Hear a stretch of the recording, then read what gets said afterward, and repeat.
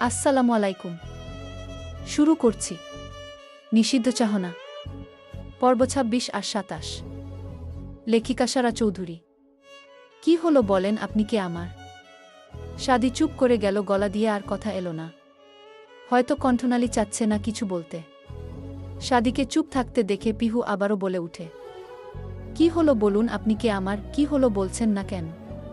কি বা বলবেন, চাচতো ভাই হন শুধু, আর কিছুই না। আমার বিষয়ে আপনার মাথা না ঘামালেও চলবে। পিহু কথাটা বলেই উঠে দাঁড়ায়। সাদি স্থির চোখে পিহুকে দেখে। সে নিজেও উঠে দাঁড়ায়। পিহুর কথাগুলো কেমন যেন লাগলো তার কাছে। সাদির স্থির মুখশ্রীর দিকে পিহু একবার দেখে উল্টো ঘুরে গটগট পায়ে সাদির ঘর থেকে বেরিয়ে যায়। পিহুর চোখ লাল। আজ তার ও রাগ হচ্ছে। ইচ্ছা করছে সাদির সকল কথাগুলো অমান্য করতে। তবে পিহু জানে এতে আতিয়ক বেগম ও কষ্ট পাবেন। পিহু নিজের ঘরে চলে যায় সোজা। পিহু চলে যেতেই পাশে থাকা দেয়ালে সজোরে ঘুষি বসায় সাদি। চোখগুলো গাঢ় লাল বর্ণ ধারণ করে। সাদি ফুঁসতে ফুঁসতে দুহাত দিয়ে নিজের চুল টেনে ধরে। ইচ্ছা করেই মেয়েটা তার কাছে মার খায়। সে তার কথা রাখতে পারল না। সে তো বলেছিল পিহু সিগনেচার করার পর আর তার গায়ে হাত তুলবে না, তবুও কেন মারল তাকে? সাদি পর পর আরও দুটো ঘুষি বসায় দেয়ালে। হাত কেটে রক্ত পড়তে শুরু করে। তবে সাদির মধ্যে কোনো অনুভূতি লক্ষ্য করা যাচ্ছে না। তার মনে শুধু এটুকুই হচ্ছে, সে তার কথা রাখতে পারেনি। তবে যে হাত দিয়ে পিহুকে কষ্ট দিয়েছে সেই হাতকেও সে কষ্ট দিল। ইতিমধ্যে ঘরের মেঝেতে টপটপ রক্ত পড়ছে। সাদি মেঝেতে পড়তে থাকা রক্ত আর নিজের কাটা হাতের দিকে এক পলক তাকিয়ে জোরে একটা শয়তানি হাসি দিয়ে উঠে। চার দেওয়ালের হাসির ধ্বনি ধাক্কা খেয়ে আবার সাদির কানে এসে লাগে। সাদি রক্ত মাখা হাতে একটা চুমু খেয়ে হাসতে হাসতে বিছানায় শুয়ে পড়ে। হুট করেই খুব হাসি পাচ্ছে তার। সময় চলে যায় স্রোতের মতো। ঈশানরা এ বাড়িতে এসেছে আজ ৪ দিন হয়ে গেল। বাড়ির ভিতরের পরিবেশ যেন প্রতিদিন আরও গুমোট ভাব ধরছে। এমন একটা ভাব ধরছে যেন খোলা নীল আকাশ হঠাৎ বিষাক্ত কালো মেঘে ছেয়ে গেছে। ঈশান বাড়িতে আছে বলে সাদি খুব একটা বাড়িতে আসে না, সব সময়ই প্রায় হসপিটালেই থাকে। তবে মন পড়ে থাকে বাড়িতে। সবার অজান্তে ছোট্ট পিহুর কাছে। উকিলের কাছ থেকে সকল কাগজপত্র রেডি করে নিয়েছে সে। নিজের বন্ধুদের দিয়ে প্রধান সাক্ষীর স্বাক্ষরগুলো করিয়েছে। সাদি কখনো ভাবিনি পরিবারের অজান্তে সিদ্ধান্ত ছাড়াই, এমনকি যাকে জীবনসঙ্গী করল তার অজান্তেই তাকে বিয়ে করে সহধর্মিণী করে নিয়েছে। সাদি জানে না কেন এত তাড়াহুড়ো করল, তবে সাদি এটা জানে একটা মেয়ের ইজ্জত মেয়েটার কাছে সব থেকে দামি, আর সেটা সে মেয়েটার কাছ থেকে নিয়েছে। এখন কিভাবে মেয়েটাকে ছুঁড়ে ফেলবে? যদিও ভুল ছিল, সবার চোখে ক্ষমার যোগ্য হলেও সাদির নিজের বিবেকের কাছে এই ভুলে ক্ষমা নেই, আর এই ভুল শুধরানোর একটাই উপায়, মেয়েটাকে বউ হিসাবে স্বীকৃতি দেওয়া। সাদি এটাও জানে যে বাড়ির মানুষ পিহুর অন্য জায়গায় বিয়ে ঠিক করবে। আর পিহু কখনো সাদিকে হঠাৎ এভাবে স্বামী হিসেবে তাদের বিয়ে মানবে না। তবুও সাদি কাগজ কলমে পিহুকে নিজের বউ করে রেখেছে, যেন পিহু আর যাই হোক অন্য কারণ না হয়। সাদি বাড়িতে একজন কাজের লোক রেখেছে, যদিও তার আসল কাজ পিহু কখন কি করছে সেটার আপডেট দেওয়া।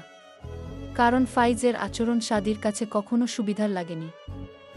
সকাল সকাল প্রতিদিনের মতো সাদি চলে যেতেই ঈশান আবার শুরু করেছে নতুন নাটক। এতদিন যদিও জমি জায়গা নিয়েছিল, তবে আজ উদ্দেশ্য ভিন্ন। কিছুক্ষণ আগেই তারা ঘর থেকে আলোচনা করে এসেছে। যদিও এই কথা ফারজু এক চুলও জানে না। আর ফারজুকে পিহুর সাথে সাদে পাঠিয়ে আলোচনা করতে বসেছে। সোফায় বসে আছে ইলিয়াস চৌধুরী, চোখ মুখ গম্ভীর। সে জানে ঈশান আবারও জমি জায়গা নিয়ে কথা বলবে, ঢাকার বাইরের প্রপার্টি সব চাই তার। তবে ইলিয়াস চৌধুরী কখনোই রাজি হয়নি আর হবেও না। যদিও ইলিয়াস চৌধুরীর চালাক মন ঈশান এর উদ্দেশ্য বুঝেছে, সেজন্য মোটেই রাজি না সে। যেহেতু ঈশানরা বিদেশ চলে যাবে, সেহেতু টাকা নিয়ে আবারও চলে যাওয়ার ধান্দা। তাকে আবারও একা করে ফেলে যাওয়ার ইচ্ছা। শুধুমাত্র আতিয়া বেগম কষ্ট পাবেন বলে তিনি চুপ আছেন। নয়তো ছেলের এখানে আসার আসল উদ্দেশ্য জানার পর পরই বাড়ি থেকে বের করে দিতেন তিনি। ইলিয়াস চৌধুরীকে চুপ থাকতে ঈশান বলে উঠে, বাবা, তোমার সাথে কিছু বলার ছিল। আমার কিছু শোনার ইচ্ছা নেই, আমি আমার সিদ্ধান্ত আগেই জানিয়ে দিয়েছি। কিন্তু বাবা। কোনো কিন্তু না, আমি শুনতে চাচ্ছি না। ইলিয়াস চৌধুরী কথা শেষ করতে না করতেই ঈশানের পাশে দাঁড়িয়ে থাকা আতিয়া বেগম শান্ত সুরে ইলিয়াস চৌধুরীর উদ্দেশ্যে বলে উঠে, আহা শুনো না ছেলেটা কি বলতে চায়। আর আমরা এত জমিজমা রেখে কি করব, ওর ভাগেরটা ওকে দিয়ে দিলেই তাও হয়। আমরা যখন থাকব না তখন তো এমনিতেই পাবে। তুমি চুপ করো। আমি আমার সিদ্ধান্ত আগেই জানিয়ে দিয়েছি, এটাই শেষ। ঈশান জোরে একটা নিঃশ্বাস ছাড়ে। ফাইজের রাগে শরীরে রক্ত টকবক করে ফুটছে। ঈশান বোধহয় লক্ষ্য করল ফাইজের রাগ। তবে শেষ উপায় এটা। এত কষ্ট করে নাটক করে খালি হাতে ফিরতে চায় না সে। ঈশান গলা ঝেড়ে ইলিয়াস চৌধুরীর দিকে তাকিয়ে বলে উঠল, বাবা আমি জমি জায়গা নিয়ে আর কথা বলতে চাচ্ছি না। আর ওগুলা বলার জন্য সরি। আমাকে মাফ করে দাও। আর আমি আজ অন্য বিষয়ে কথা বলতে চাচ্ছি। ইলিয়াস চৌধুরী সন্দিহান চোখে ঈশান এর দিকে তাকালো। ঈশান আগেই আতিয়া বেগমকে বলে রাজি করিয়েছেন। যেন সফলতার এক ধাপ এগিয়ে গেল তারা। আতিয়া বেগম প্রথমে অবাক হলেও ফাইজের ব্যবহার আচরণে সে মুগ্ধ হয়েছে আর পিহুর সাথে বেশ মানাবেও তাকে। ইলিয়াস চৌধুরী নিজের গম্ভীরতা বজায় রেখেই বলে উঠল, আবার কি বলবা? আসলে বাবা আমি ফাইজ আর পিহুর বিয়ের সম্বন্ধ করতে চাচ্ছি। দুজনকে বেশ মানাবে। ঈশানের কথায় যেন আকাশ থেকে পড়লেন ইলিয়াস চৌধুরী। চোখ বড় বড় হয়ে অবাক হয়ে বলে উঠল, কি হ? হ্যাঁ বাবা, আসলে ফাইজ পিহুকে পছন্দ করেছে। আর ফাইজ খুব ভালো ছেকে, তুমি জানোই। আমরা বিদেশ চলে যাচ্ছি। আর আমি চাচ্ছি পিহুকে ফাইজ এর সাথে বিয়ে দিয়ে বিদেশ নিয়ে যেতে। পরে আবার বাংলাদেশ আসব কিছু বছর পর। প্রথমে মন একটু ঘুরলেও বিদেশের কথা শুনে ইলিয়াস চৌধুরী আর ভাবে না। মোটেই পিহুকে কোল ছাড়া করবেন না। আশেপাশে বিয়ে দিবেন। নয়তো নিজের ছোট ভাইয়ের সম্বল তার কাছে সারা জীবন পড়ে থাক। একটা তো ইন্ডিয়ার বুকে আছে। বছর সালেও যোগাযোগ খুব একরা হয় না বললেই চলে। আবার পিহুকেও দেশের বাইরে কোনোদিন ও না। এদিকে ইলিয়াস চৌধুরীর ভাবনা দেখে ঈশান আর ফাইজ মনে মনে হাসে। ঈশান জানে ফাইজের কোনো খারাপ রেকর্ড নেই। সব কিছুই করে খুব নিখুঁতভাবে।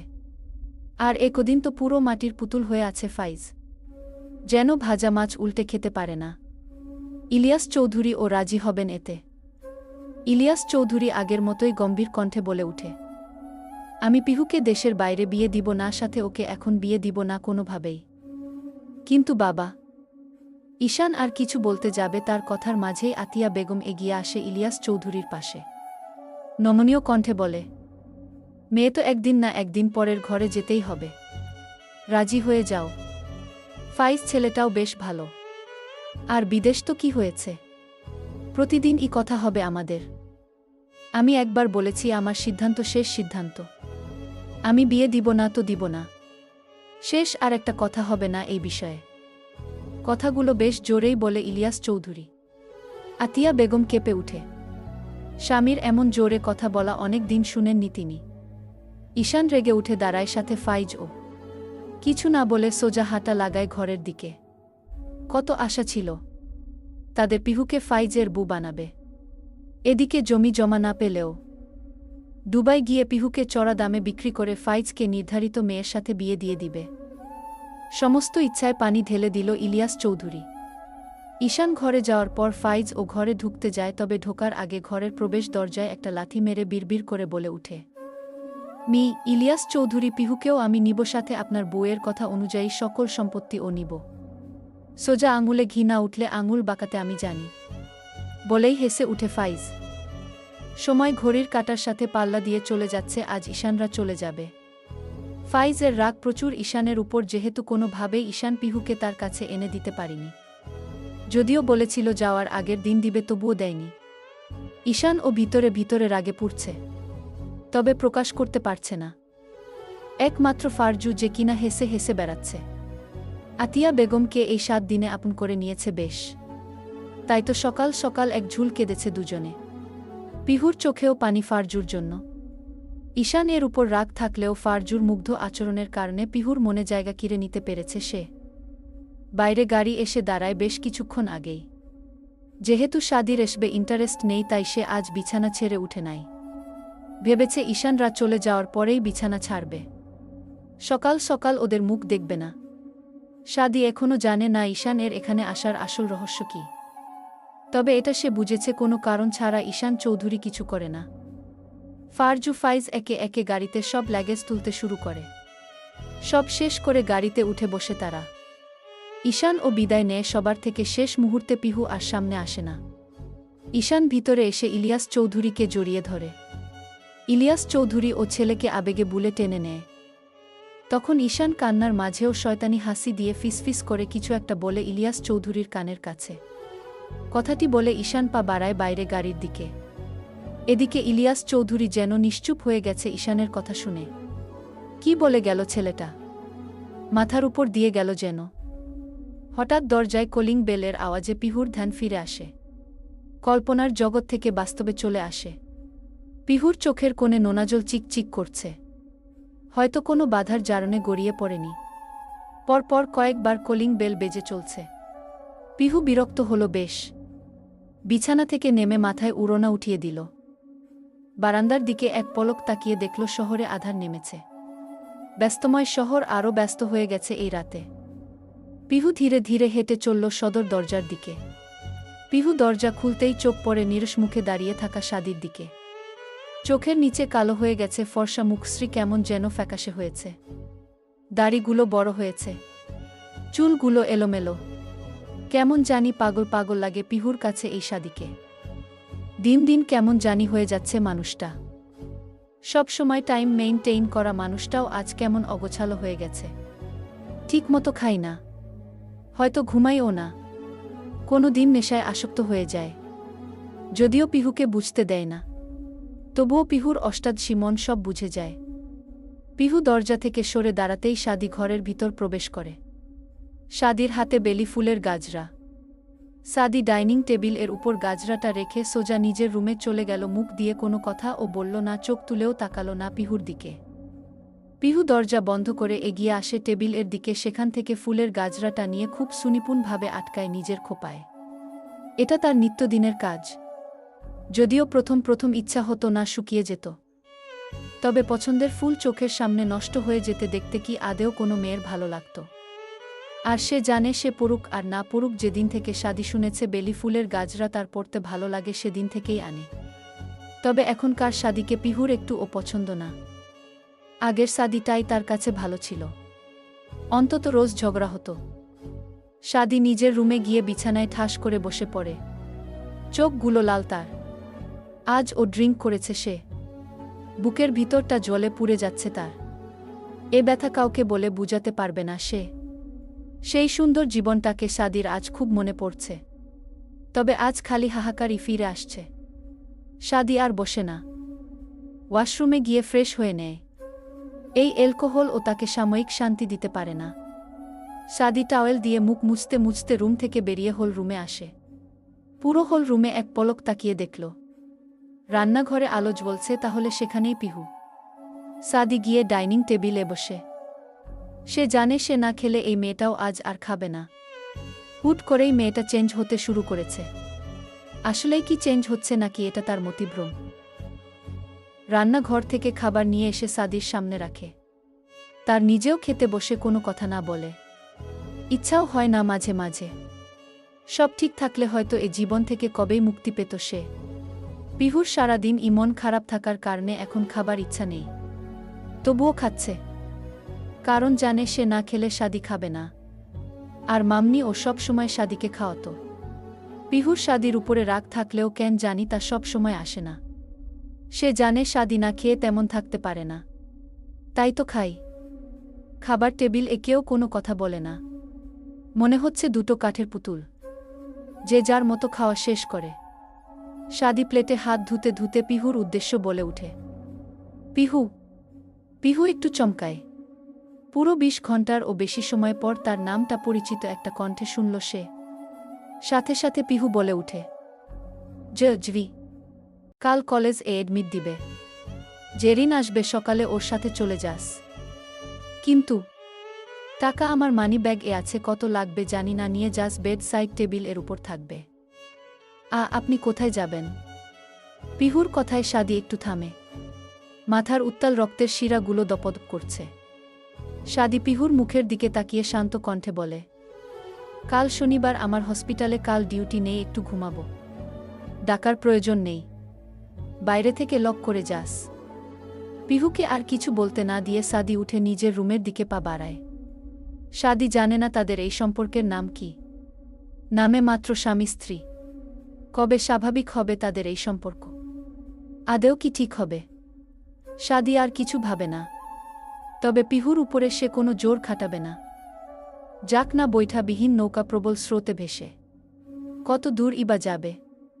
সাদি না হয় নদীর পার হয়ে আটকে নেবে কোনো এক কালে। সাদি চলে যেতেই পিহু ওসব গুছিয়ে লাইট নিভিয়ে নিজের রুমের দিকে পা বাড়ায়।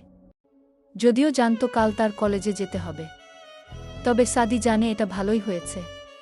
পিহু নিজের রুমের লাইট নিভিয়ে তলিয়ে যায় ঘুমের অতলে। নতুন একটা দিনের সূচনা হয়েছে ধরণীতে।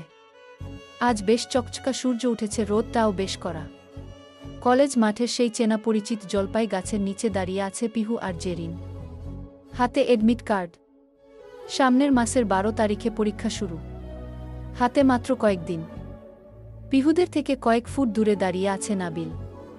ছেলেটার চুলগুলো কেমন উস্কো খুস্কো, কেমন জানি দেখা যায়। যেদিন থেকে শুনেছে পিহু সাদির বউ, সেদিন থেকেই কেমন জানি হয়ে গেছে। নাবিল ঘাড় কাত করে পিহুর দিকে তাকিয়ে ছোট্ট করে বলল, কেমন আছো? আলহামদুলিল্লাহ। আপনি? মনকে মৃত্যুদণ্ড দিয়ে দেহের খোঁজ নিচ্ছ যে কেমন আছি। নাবিলে কথাটা যেন পিহুর বুকে গিয়ে লাগল। সে তো নাবিলকেই চেয়েছিল, তবে এই বিবাহ বন্ধন থেকে বের হতেও পারবে না। পুরো 20 বছরের চুক্তি করা কাবিননামায় কোনোভাবেই বের হওয়ার উপায় নেই। আর বের হওয়ার শেষ উপায় হলো সাদিকে আবার বিয়ে করা, মানে আবার একই বন্ধনে জড়িয়ে পড়া। পিহুকে বোকা বানিয়ে সাদির এই বিয়ের মতো কাজের জন্য সাদির উপর পিহুর খুব রাগ। যদিও সাদি তার কথা রেখেছে, সেদিনের পর আর তাকে মারেনি। তবে পিহু যেদিন জেনেছে সাদির সাথে তার বিয়ে হয়েছে, সেদিন থেকেই কেমন জানি সাদিকে বেশি ঘৃণা করতে শুরু করেছে ভিতরে ভিতরে। মনটাও কেমন জানি, বিবেক বলে এক, মন বলে আরেক। পিহুকে চুপ থাকতে দেখে জেরিন বলে, তাহলে পিহু চল এবার আমরা এগোই। নাবিল ভাইয়া, আপনিও বাসায় যান। নাবিল পিহুর দিকে এক পলক তাকিয়ে বলে, পিহু একটা কথা জিজ্ঞাসা করি? পিহু জিজ্ঞাসা সূচক মুখ নিয়ে পিহুর দিকে তাকাতেই নাবিল বলে উঠে, তুমি কি সত্যিই সাদি ভাই এর সাথে সুখে আছো? আমার কেন জানি বিশ্বাস হয় না। দেখো না আমি সুখে নাই তোমারে ছাড়া। তুমি কিভাবে সুখে আছো আমারে ছাড়া? বলো পিহু, বলো। পিহু কিছু না বলে জেরিনের হাত ধরে হাঁটা শুরু করে মাথা নিচু করে।